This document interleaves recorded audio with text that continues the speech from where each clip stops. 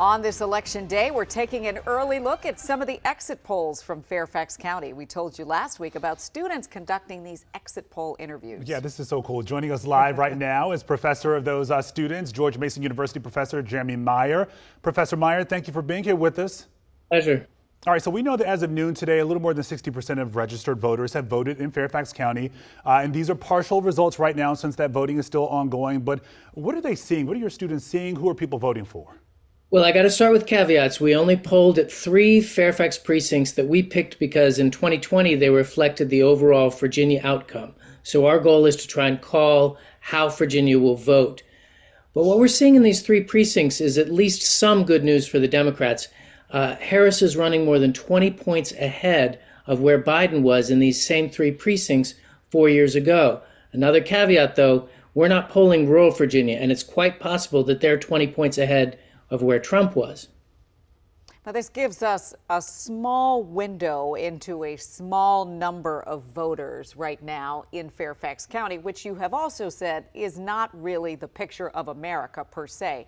But can you tell us at this point, based on what we're hearing here, how voters are feeling toward the candidates in this election, both that is our main focus, because my class is on polarization. So we added a question that you won't see in any other exit poll. Do you love, like, dislike, or hate Harris? And then the same question about Trump. And what we're finding is over 60% of women voters in Fairfax hate Trump. They didn't say dislike, they chose hate. Whereas Republicans in our left-leaning precincts don't seem to hate Harris nearly as much. Can you tell us why you chose the word hate, given the discourse in the nation and how troubling this is, I think, for everybody on all sides, both from the election and the electorate? It's a strong word. Was there a reason why you picked that word? Absolutely, and it's a great question, because there's 2 ways to think about polarization. One is issue polarization, that the 2 parties are disagreeing on the issues more and more and more. But emotional polarization is a bigger problem. You can compromise on the issues, but if you think the other side is demonic or a fascist, it's really hard to imagine a compromise. So we're studying polarization, and that's the word that gets to it most directly.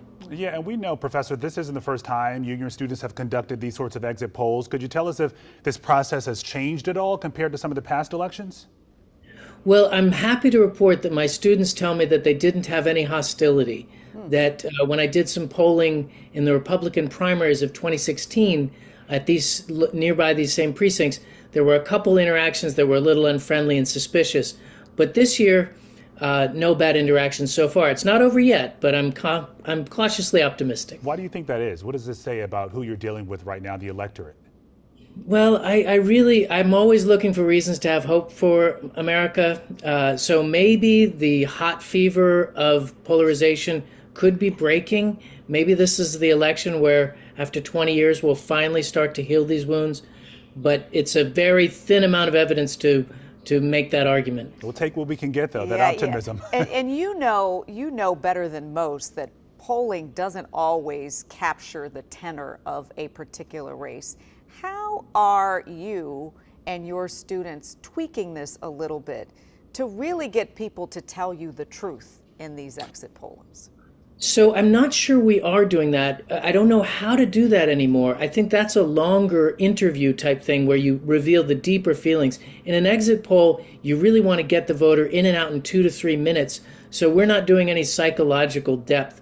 The one question we have, other than the hate question, that gets at that a little bit, though, is we're asking, hey, what's the issue that's most important to you? And in our survey for Democrats, it's abortion, and it's another question that gets at polarization, which is the most important thing for a lot of Democrats is defeating the other guy. So their motivation for voting is not any of the issues, but just making sure Trump doesn't win. Well, it seems to track with what we're hearing across the nation in terms of where we are as an electorate. Professor Jeremy Meyer, thank you to you and your students, and we'll look forward to checking in a little later to find out what else we learn about these precincts. Looking forward to it. All right.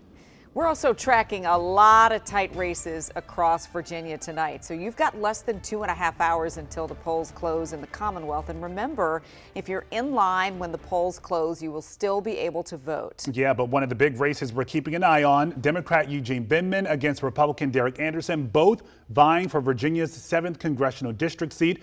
Our Simone D'Alba is live in Richmond tonight. And we know, Simone, you sat down with both of these candidates. You interviewed them throughout the cycle. How are those campaigns feeling about this night?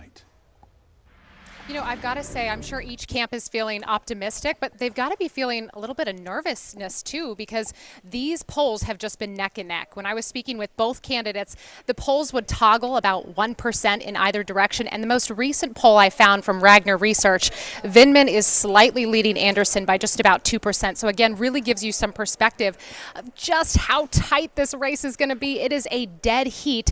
It is Virginia's most competitive race, as you touched on. That's why all eyes are on this one.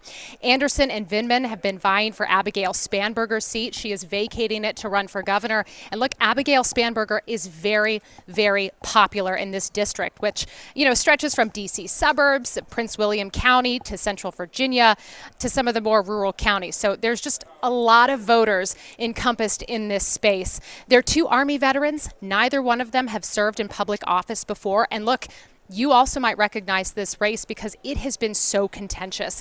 The political attack ads have just been vitriolic, to put it mildly. In fact, when I was speaking with both candidates, two of the topics we touched on, we had Anderson being confronted for questions about a, quote, fake family, and then also Vindman being confronted about allegations that he embellished his military record. So take a listen to some of this sound.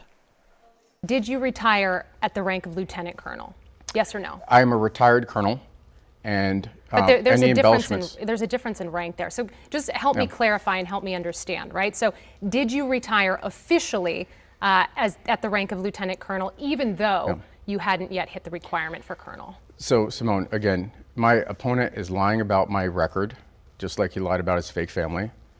I'm entitled to be called colonel, and that's all there is to it. It's B-roll footage. Every campaign in the nation, including my opponent, takes pictures and videos with people throughout the district, veterans, business owners, what have you.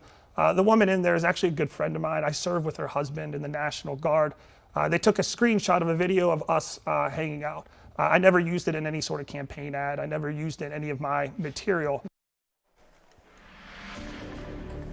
Now, keep in mind, Republicans have held this district for nearly 50 years up until Spanberger was able to flip it back in 2018. So again, look for this to be a continued contentious race tonight. Nerves are high. Polling is really tight, you guys. And so we can only imagine both Vindman's camp and Anderson's camp are anxiously watching those polling numbers as they come in. We're going to send it back to you. Yeah, we know Abigail Spanberger really calls this a bellwether seat. She only won it by 4 points back in 2022. So that explains the nervousness we're seeing right now on the ground there. Simone, thank you. We'll be checking with you throughout the night. All right, now we're going to head over to Prince William County, Virginia, where there are a couple of important big congressional races in the 7th and 10th districts there. Yeah, that's where we find our John Duran, who's been talking to voters all day. And John, what are they telling you?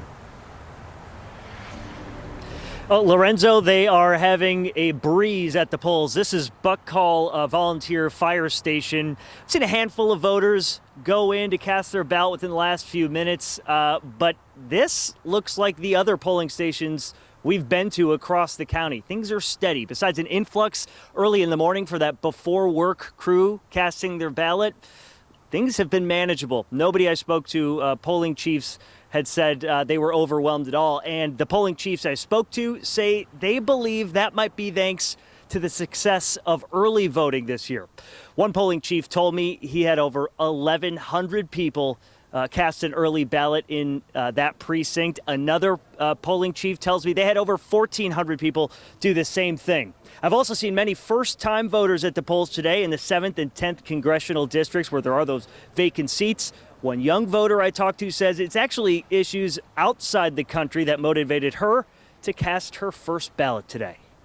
What's happening in Gaza right now and the genocide, that motivates me to come here and have a say. This is pretty important. It happens every 4 years, so this is the person that's going to run the country for 4 years, so gotta have a say. It really does matter, no matter how many, people always yell it all the time. Just you might think that they're trying to annoy you trying to go vote, but like seriously, go vote. Like it means a lot. Yeah, we're hearing those claps from inside every once in a while. Every first-time voter gets a round of applause from everybody at these polling places. We're going to keep an eye on polling places across Prince William County tonight as these polls close at 7 o'clock, so still some time to go out and cast your ballot. Leslie, Lorenzo, I'll send it back to you in the studio. You know, it's so exciting to hear from first-time voters who truly understand the responsibility, the civic responsibility you have to help uphold democracy and vote in whatever way you choose. If you don't vote, you can't complain. All right, John, thank you.